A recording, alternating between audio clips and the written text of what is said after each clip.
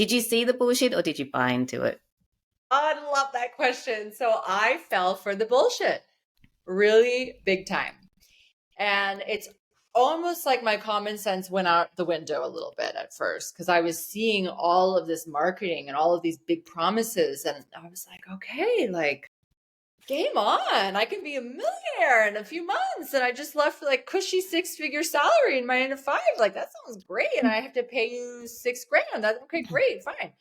And so I did a series of programs with different kinds of business coaches. My first was a little bit more, of the pro marketer, and the pain points and like, let's go. And that I received a grand total of 0 clients during that experience, right? And then I was like, this is too much hustle. This is too much like hard work. And I was starting to see a lot of these feminine embodiment leadership business coaches that were like, hustle is bad and it's all about your energy and your alignment and manifestation. And then I started to get really interested in manifestation because they were saying like you lie in bed all day and like align your frequency and then all the clients come in. So then I ping ponged in the other direction. I was like, this guy's approach was too intense and it clearly didn't work for me. So let's do this. And so I signed up for, one of these feminine business coaches programs. And I've spoken about this on Instagram and it always gets laughs and like, are you for real? Did that really happen? But the only assignment she ever gave us, and as you know, coaching is a lot about accountability and action and implementation. The only tangible assignment she ever gave us was to give someone a blowjob to activate our throat chakra. So we could like unlock that, that abundance and that content would channel after the blowjob. And after that, I was like, I want my money back. This is bullshit.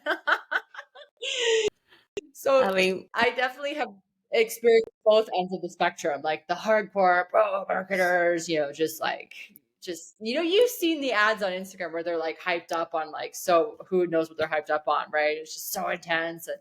And $1 million funnel. It's the $1 million funnel thing, right? That they're always talking about. And then I was like, let's do the feminine approach.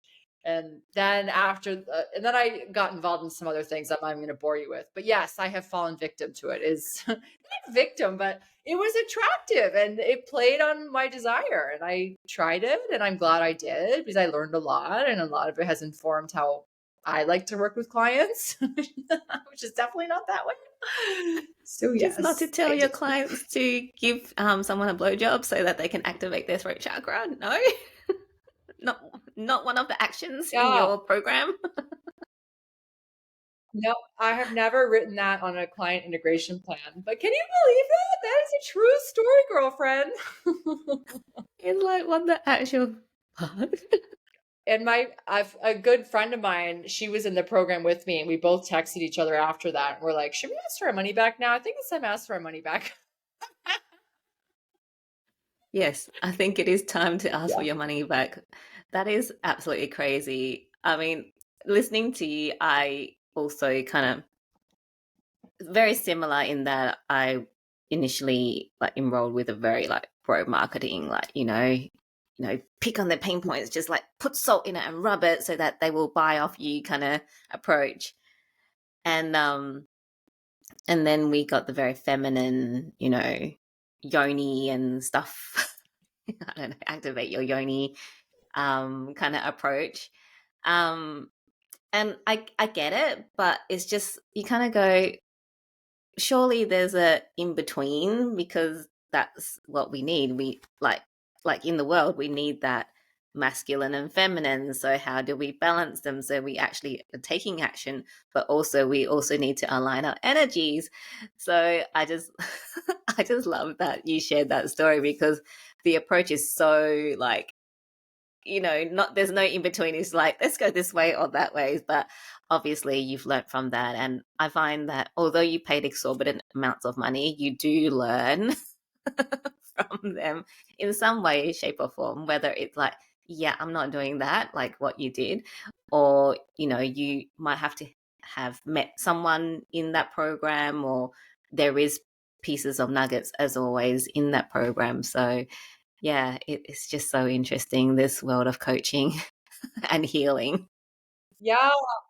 Yeah, it is. I always say, I'm like, when is someone going to come out with a TV show about the coaching world? Because if it's not already in development, maybe we should start doing the scripting for it, because it's just it's just hilarious. I love it. It's endlessly entertaining, and I have no regret or anger towards either of those experiences. I think they taught me a lot.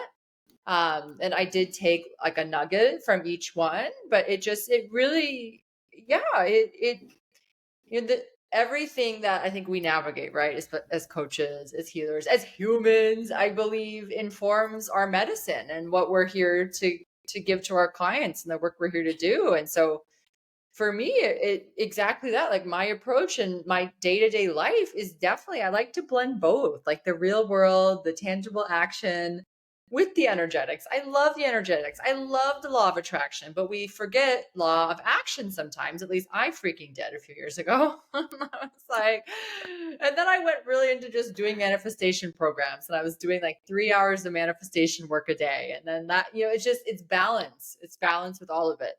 Right.